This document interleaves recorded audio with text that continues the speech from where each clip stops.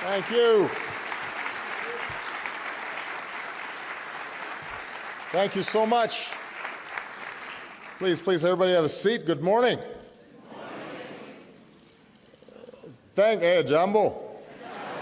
Thank you so much, President Kenyatta, for your timely remarks, your warm welcome, and the great work that has gone into hosting this summit. It is wonderful to be back in Kenya.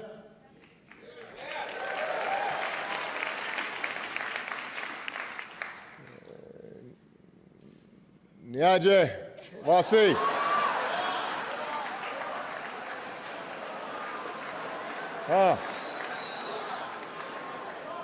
How are you?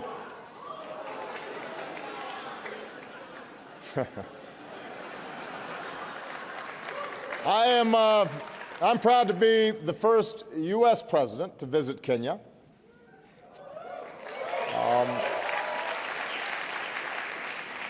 And obviously this is personal for me.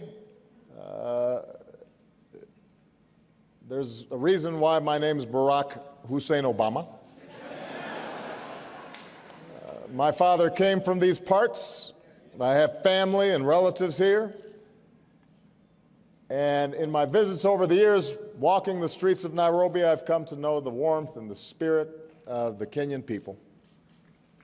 Now, what President Kenyatta and I really want to have is a conversation with our panel. And we've got some outstanding young people here today who I think represent the promise of entrepreneurship not only in Africa but around the world. But I do want to make just a few quick points. We are joined today by inspiring entrepreneurs from more than 120 countries, and many from across Africa. And all of you embody a spirit that we need to take on some of the biggest challenges that we face in the world. The spirit of entrepreneurship, the idea that there are no limits to the human imagination, that ingenuity can overcome what is and create what needs to be. And everywhere I go across the United States and around the world, I hear from people, but especially young people, who are ready to start something of their own, to lift up people's lives and shape their own destinies. And that's entrepreneurship. Entrepreneurship creates new jobs and new businesses, new ways to deliver basic services, new ways of seeing the world. It's the spark of prosperity. It helps citizens stand up for their rights and push back against corruption. Entrepreneurship offers a positive alternative to the ideologies of violence and division. They can all too often fill the void when young people don't see a future for themselves. Entrepreneurship means ownership and self-determination, as opposed to simply being dependent on somebody else for your livelihood and your future. Entrepreneurship brings down barriers between communities and cultures and builds bridges that help us take on common challenges together. Because one thing that entrepreneurs understand is that you don't have to look a certain way or be of a certain faith or have a certain last name in order to have a good idea. Now the challenge is, as so many of you know, it's very often hard to take those first steps. It's hard to access capital. It's hard sometimes to get the training and the skills to run a business as professionally as it needs to be in this competitive world. It's hard to tap into the networks and mentors that can mean the difference between a venture taking off and one that falls flat. And it's even harder for women and young people in communities that have often been marginalized and denied access to opportunities. You run into old attitudes that say some people, because of where you come from or what you look like, don't have what it takes to lead or create a business. And sometimes it's subtle. You go in to pitch an idea, and maybe the response you get might not be as enthusiastic as if someone else pitched the exact same idea. Sometimes women or folks from communities that historically have not been viewed as entrepreneurial may not have the means of opening those doors just to get in front of the right person. Of course, the best answer to that kind of thinking is the example that all of you are setting, your success. And that's why I've made encouraging this spirit of entrepreneurship a key part of America's engagement in the world. I launched the first of these summits in Washington 5 years ago. And since then, we've helped empower hundreds of thousands of entrepreneurs, giving them a boost to launch thousands of new businesses and initiatives. Here in Africa, our Young African Leaders Initiative is empowering tens of thousands of dynamic leaders, not only in business, but also in government and civil society.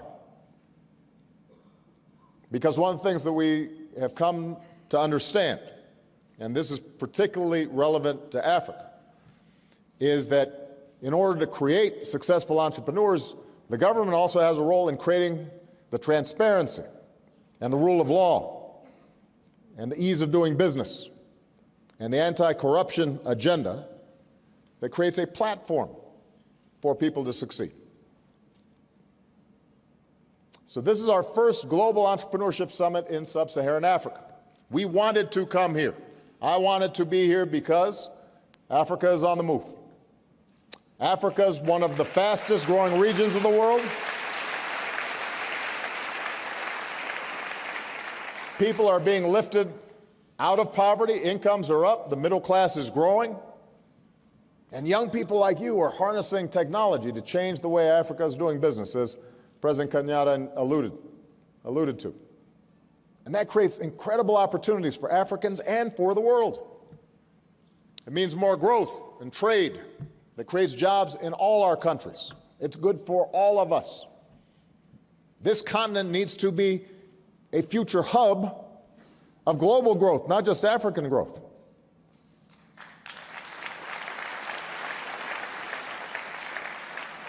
And the country that's hosting us today is setting an important example. Kenya is leading the way.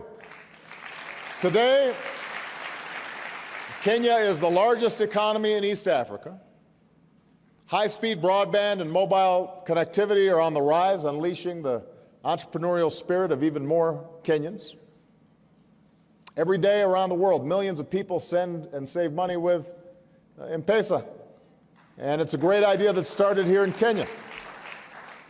From Zimbabwe to Bangladesh, citizens work to keep elections safe using crowdsourcing platform Ushahidi. And that's a great idea that started right here in Kenya. Here in Nairobi, startup incubators are nurturing new businesses every day, maybe some of yours, each with the potential to be the great next Kenyan innovation. And the good news is that I'm not the only one who sees the promise of Africa. I'm joined on this trip by some leaders, not just across my administration, but I'm also joined by 20 members of the United States Congress from both parties, because supporting a strong partnership with Africa is something that unites Americans. We've got some incredible entrepreneurs and business leaders who are well established from the United States who are with us. They see the promise as well, and they're putting their money where their mouth is. So today we're taking the next steps to partner with you. First, we're offering entrepreneurs more startup capital. At last year's Entrepreneurship Summit, we set a goal of generating $1 billion in new investment for emerging entrepreneurs around the world, with half the money going to support women and young people.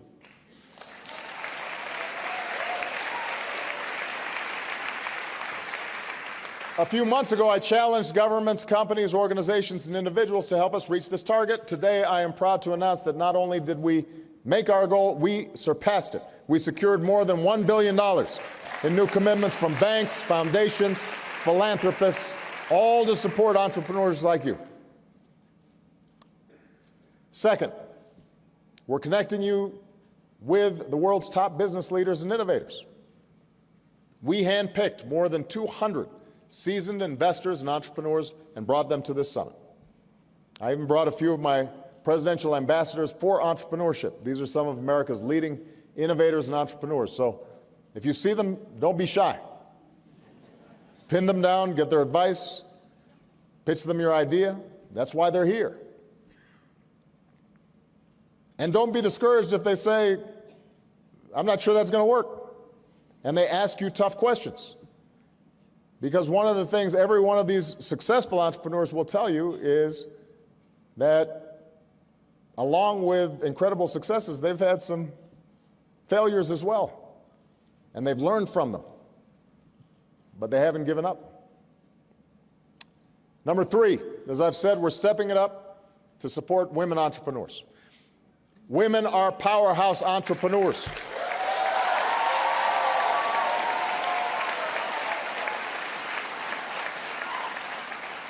The research shows that when women entrepreneurs succeed, they drive economic growth and invest more back into their families and communities.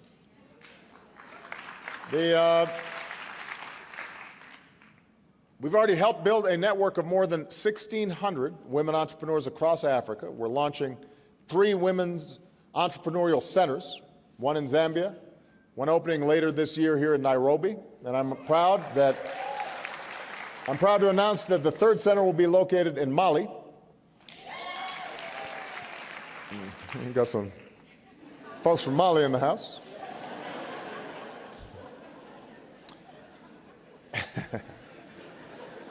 And as part of that $1 billion that I mentioned earlier, the United States Overseas Private Investment Corporation is contributing $100 million to support Goldman Sachs' 10,000 Women initiative, making more capital available to women-owned enterprises around the world. So, congratulations. So as you leave here today, I want you all to know that I believe in you. I believe that you have the drive and the passion to change the world.